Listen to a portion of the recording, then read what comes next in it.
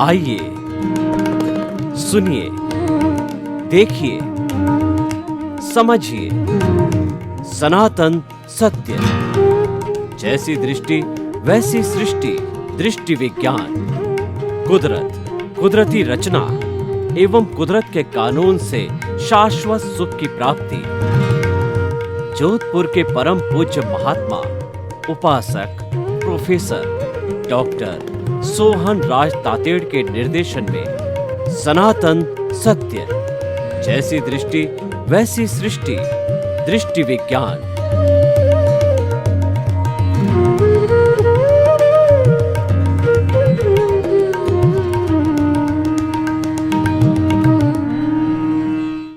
स्वामी जी, ये एपिसोड हम धर्म को समर्पित करते हैं। धर्म एक बहुत बड़ी टर्म है। धार्यति इति धर्म और वस्तु सहाओ धर्म, आत्मशुद्धि साधनम धर्म। कई परिभाषाओं अलग अलग दर्शनों ने अपने अपने तरीके से की है।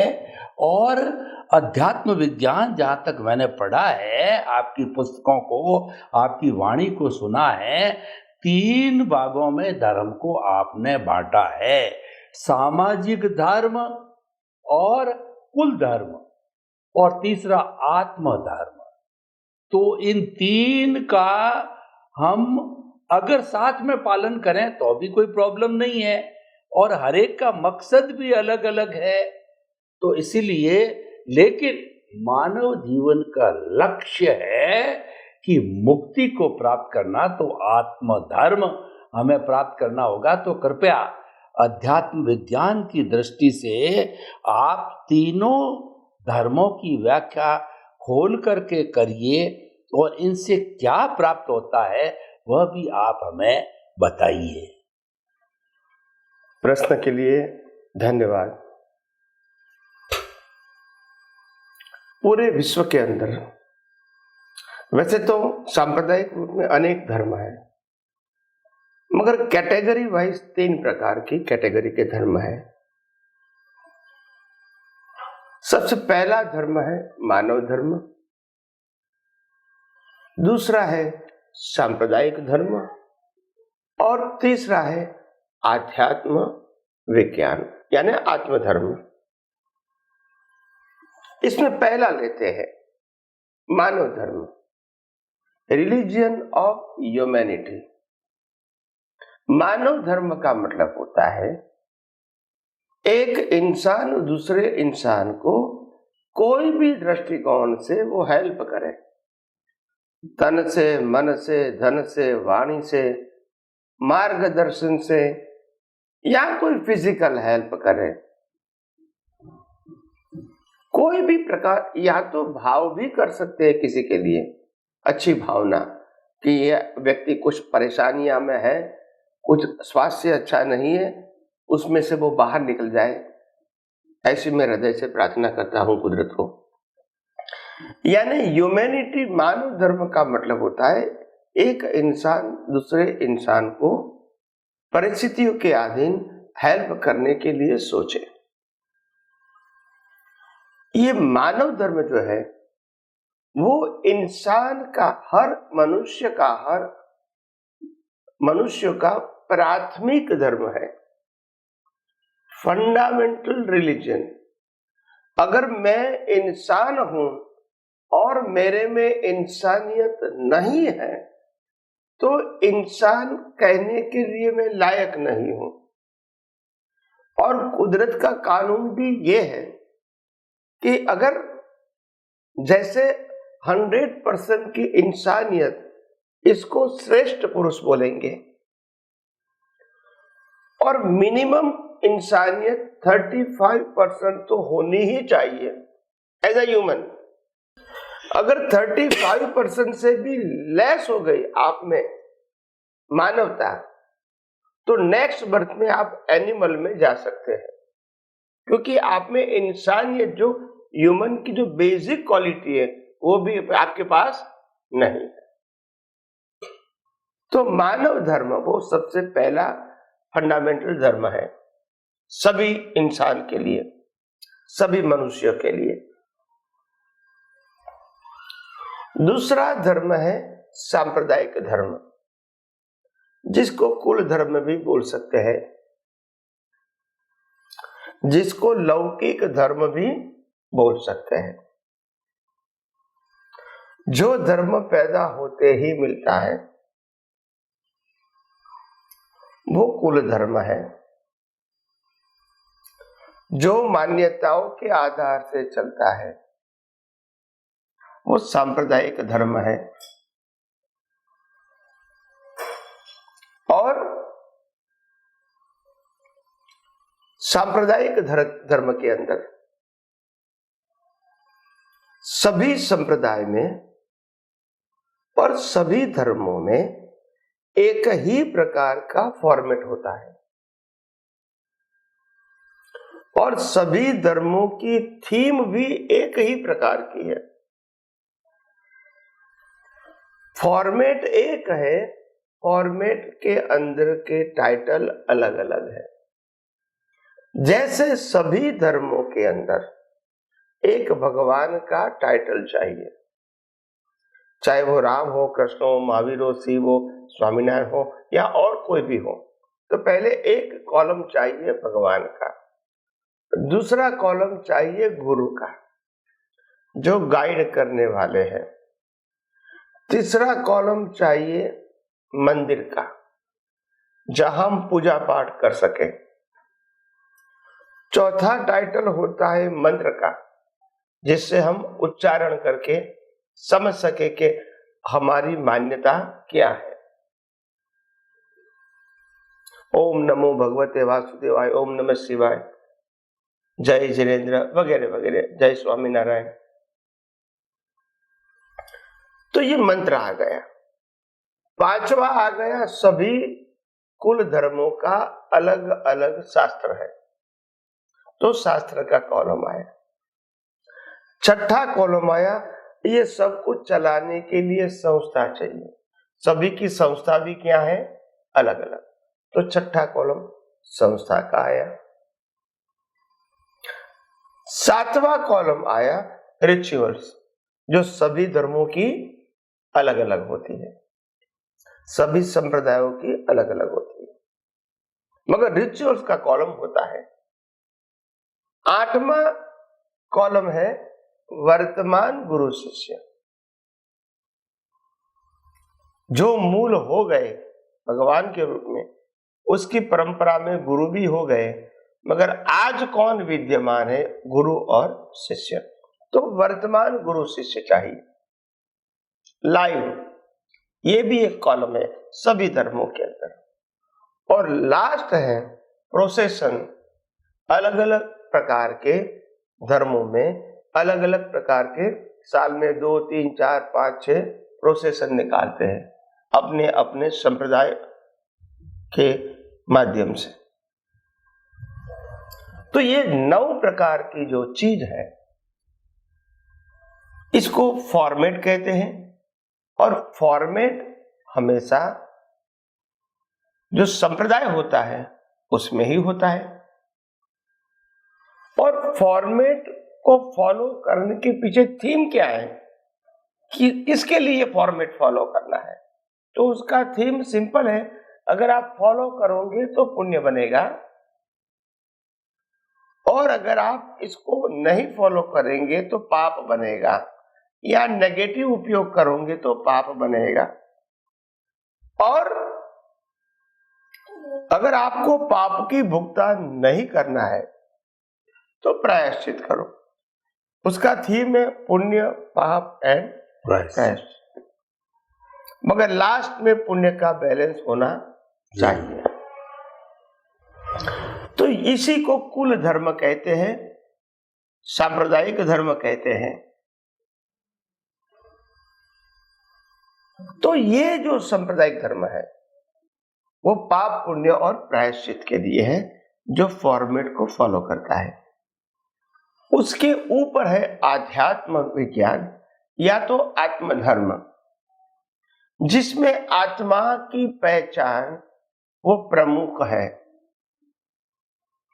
जिसमें फॉर्मेट और पाप पुण्य की बातें नहीं आती है, वो वो सामाजिक और धार्मिक धर्म से ऊपर का लेवल है।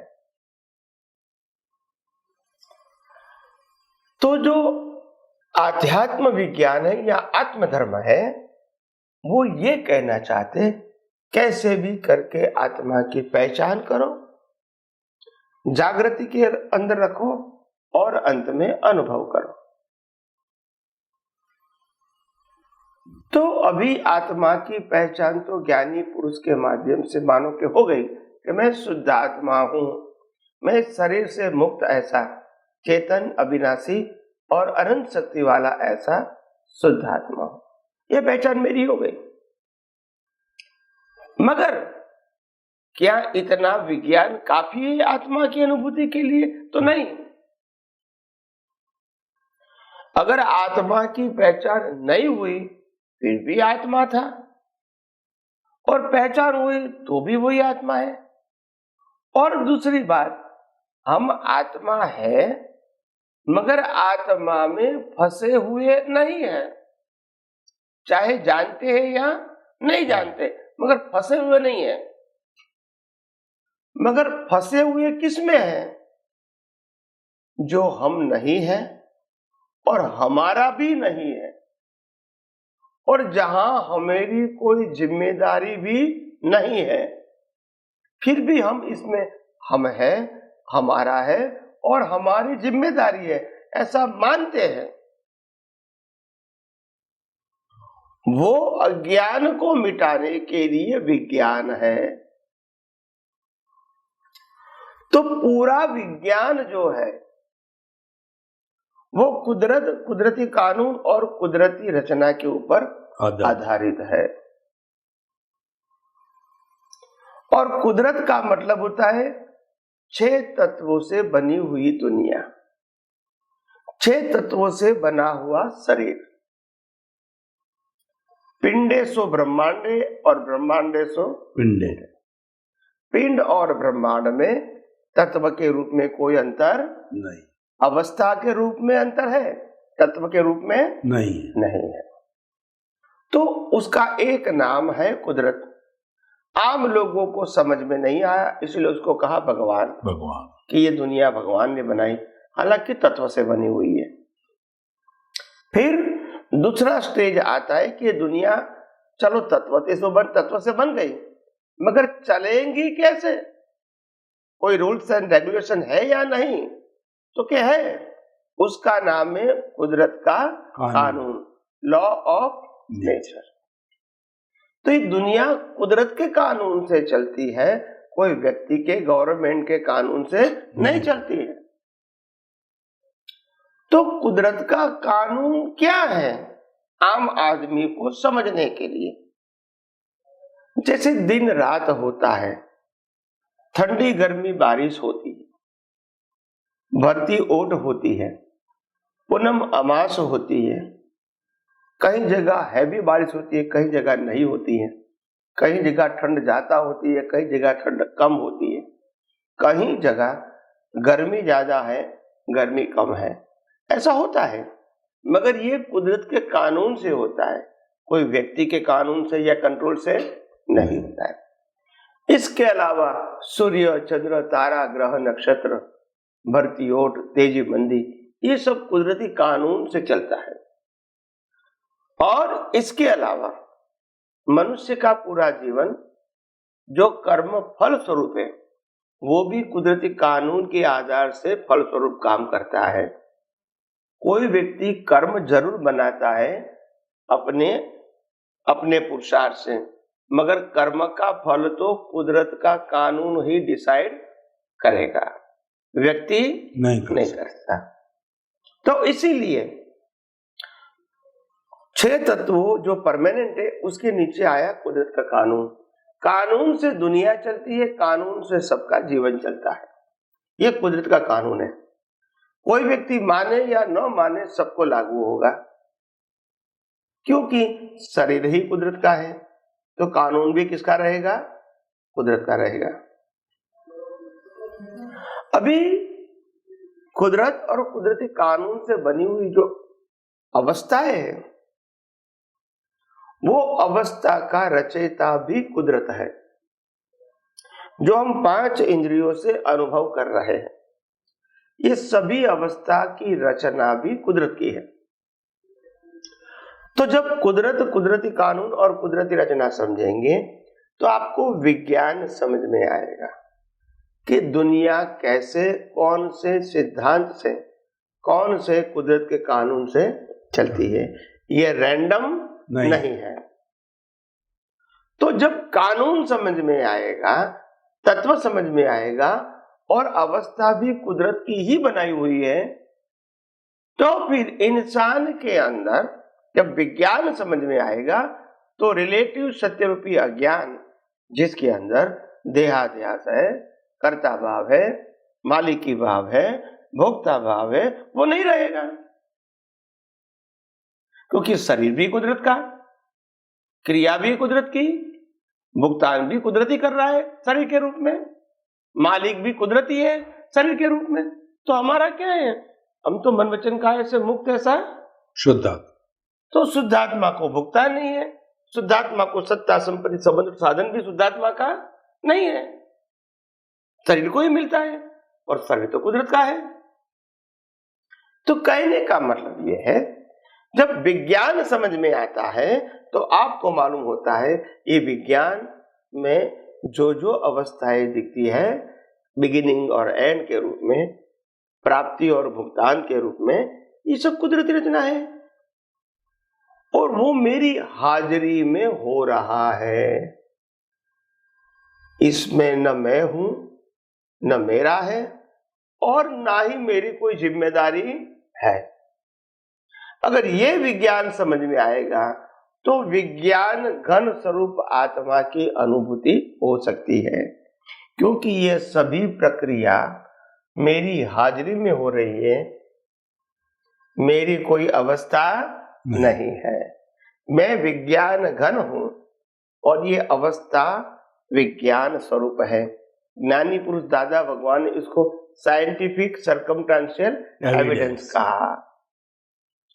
और ये विज्ञान घन और विज्ञान के बीच में जो अज्ञान रूपी लाइव प्रतिष्ठित आत्मा जो प्रोसेस करके, अज्ञान की प्रक्रिया करके बीज डालता है, उसका फल कुदरत देती है।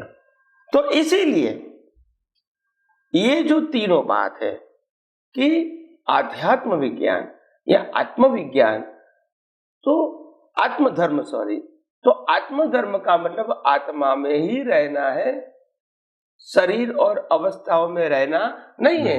मगर ये तब संभव है जब शरीर और शरीर की अवस्था को बनाने वाला, चलाने वाला, अंत करने वाला कौन है वो समझेंगे, तभी आप इसी कुदरती रचना से मुक्त रह सकते हैं। और कोई चमत्कारिक मार्ग नहीं है। तो इसीलिए विज्ञान घन आत्मा की अनुभूति के लिए ये कुदरत के विज्ञान को समझना आवश्यक है सिद्धांत के रूप में। इसीलिए हमने कहा कि ये आध्यात्म विज्ञान जैसे जैसे समझते जाएंगे तो ये ब्रह्मांड कार्य सभी आपको समझ में आएगा। स्वामी जी, आपके प्रति बहुत बहुत कृतज्ञता। बहुत सटीक आपने जो है मानव धर्म, कुल धर्म और आत्म धर्म की व्याख्या की।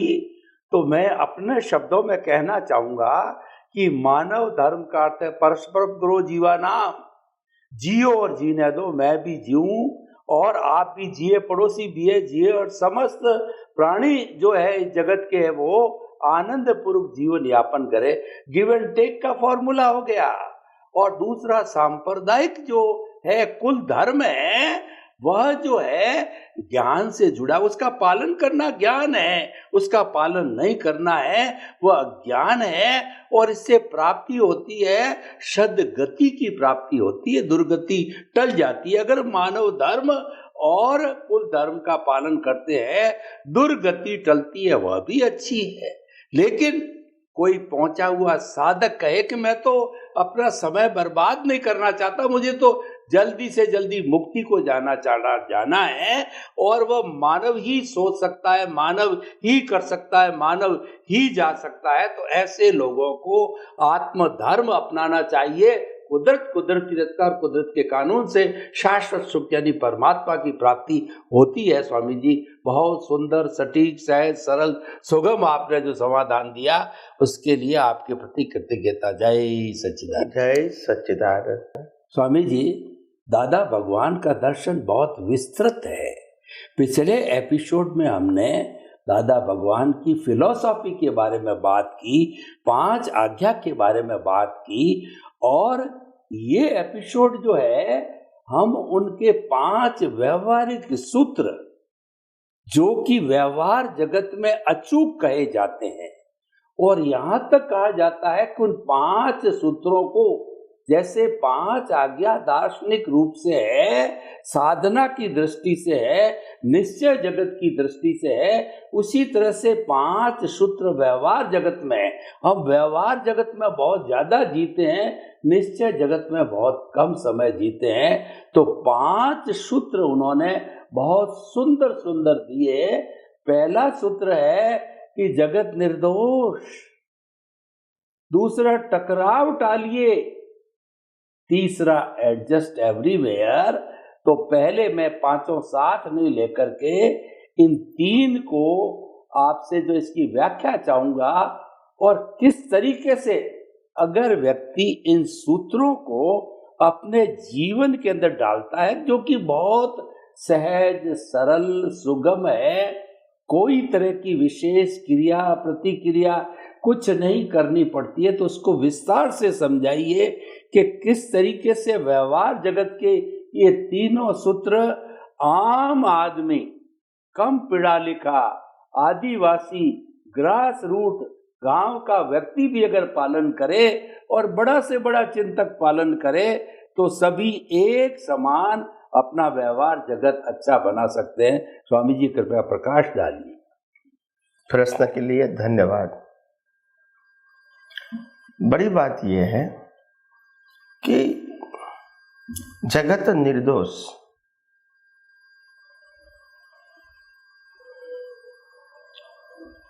और जगत निर्दोष का मतलब होता है, उन्होंने कहा निज दोष दर्शन से निर्दोष दृष्टि। किताब भी है उस टाइटल की। बिल्कुल। उनका कहने का मतलब क्या है, हमारा पूरा जीवन और जीवन की हर परिस्थितियों के लिए केवल हम ही जिम्मेदार हैं, सामने वाला नहीं है। आम तौर पे आम इंसान कोई भी परिस्थिति में अगर कठिनाइयां आती है, तो वो सामने वाले व्यक्ति और परिस्थितियों के ऊपर दोषारोपण करते हैं, और इसीलिए उनकी दृष्टि भी दूषित हो जाती है। तो ज्ञानी ने बताया कि दोष किसी का नहीं है, दोष हमारा है। हमारा का मतलब हमारे कर्म का दोष है। हमारा का मतलब ये शरीर का दोष नहीं है। परंतु हमारा का मतलब आम लोग समझ नहीं पाए। हमारा का मतलब ये शरीर का दोष है, और शरीर का दोष है तो शरीर को कहो माफी मांगे, मगर उनका दोष ही नहीं है। दोष कर्म का है, और वो कर्म पिछले अवतार में किया था, उस समय शरीर अलग था, और ये शरीर कर्मों की भुगतान के लिए दिया है, कर्म करने के लिए नहीं दिया है। इसलिए जो कुछ क्रिया फल स्वरूप हो रही है, उसमें यह क्रिया शरीर तो जिम्मेदार नहीं है। तो कहने का मतलब कि जब शरीर को जिम्मेदार न समझ के अपने कर्म को जिम्मेदार समझेंगे कोई भी अवस्था के अंदर, तो कर्म के आधार से यह संयोग बना, इसीलिए सब निर्दोष हैं। इसमें यह शरीर भी निर्दोष है। ऐसा नहीं कि यह शरीर दोषित और बाकी सब निर्दोष, ऐसा नहीं। नहीं है। सब निर्दोष, सभी शरीर निर्दोष, सिर्फ मिस्टेक हमारे कर्म में, जो कर्म लेकर आए। तो कर्म की गलती निकालोगे तो और किसी की गलती दिखेगी नहीं। नहीं। ये उनका कहने का मतलब था। दूसरी बात बताई, एडजस्ट एवरीवेयर, सभी के साथ एडजस्ट हो जाओ। एडजस्ट का मतलब वैसे कोई क्रिया नहीं थी। एडजस्ट का मतलब होता है जो भी जिस प्रकार से संजोग आते उनसे मिल जाओ। वो पसंद नापसंद की बात मत करो, उनसे जुड़ जाओ, बस अपना डिफरेंस मत बताओ। तो एडजस्ट होने से व्यक्ति को जो एक प्रकार की विरुद्ध भाव दिखते हैं, अलगता दिखती है व्यक्ति व्यक्ति के प्रति, वो नहीं दिखेगी। द्वेष होता है, वो नहीं होगा। तो एडजस्ट होने का मतलब ये था, जो परिस्थिति आए वो परिस्थिति के अंदर आप मिल जाओ, ताकि आपको विरोध करना नहीं पड़े या विरोध देखना नहीं पड़े किसी का। तो एडजस्ट का मतलब था जुड़ जाना, एडजस्ट होना। जो भी परिस्थिति, अगर आपको रूखा सूखा मिल गया तो भी एडजस्ट हो जाओ, और बहुत पकवान मिला तो भी एडजस्ट हो जाओ, जमीन पे सोना है तो भी एडजस्ट हो जाओ, और बड़ी बड़ी गद्दियों पे 5 स्टार में सोना है तो भी एडजस्ट हो जाओ, यानी एडजस्ट हो जाओ। तभी आपका जो जीवन है वो जीवन एकदम शांत और स्थिर और समाधानकारी रहेगा। तीसरा सूत्र उन्होंने बताया, टकराव टालिए। टकराव टालिए का मतलब यह था कि कैसे भी करके किसी के साथ टकराव नहीं करें, क्योंकि टकराव करने से अपनी एनर्जी वेस्ट होती है। तो ये टकराव जो शब्द है उसमें 2 प्रकार की बात है। एक मन वचन काया से होता हुआ टकराव जो बाहर दिखता है, और एक ज्ञान दर्शन से अवस्था को एक्सेप्ट न करना, कुदरती रचना न देखना, व्यवस्थित न देखना, इसी से खड़ा हुआ टकराव। ये 2 प्रकार का टकराव है। इसमें मन वचन काया से जो टकराव होता है वो तो सुनिश्चित है, कर्म फल है, कर्म फल है, व्यवस्थित कहो या कुदरती रचना कहो। मगर ज्ञान दर्शन से टकराव नहीं होना चाहिए। ज्ञान के मतलब मैं शुद्धात्मा हूं, और दर्शन का मतलब ये सभी अवस्था कुदरती रचना है। तो फिर टकराव की कोई संभावना ही नहीं रहेगी। और जो बाहर टकराव दिखता है वो तो कुदरती रचना है, इसमें हम कुछ कर सकते नहीं है। तो इसीलिए ज्ञानी पुरुष ने कही हुई बातें अगर हम साइंटिफिक दृष्टिकोण से देखेंगे तभी मालूम होगा कि ये इसमें विज्ञान क्या है, नहीं तो सोशल लगेगा। क्या लगेगा? Social, relative. तो वास्तव में ये 3 चीज सोशल में भी थी, मगर उसमें दृष्टिकोण साइंस का था, मकसद साइंस था। यस। तो जैसे जैसे जिसको विज्ञान समझ में आएगा, इनको मालूम होगा कि उनका ये वाक्य बोलने के पीछे अंतराशय क्या था। तो धीरे धीरे लोग समझते जाएंगे। स्वामी जी 3 व्यवहारिक सूत्र बहुत सुंदर तरीके से प्रस्तुत किए। बहुत बहुत धन्यवाद स्वामी जी आपका।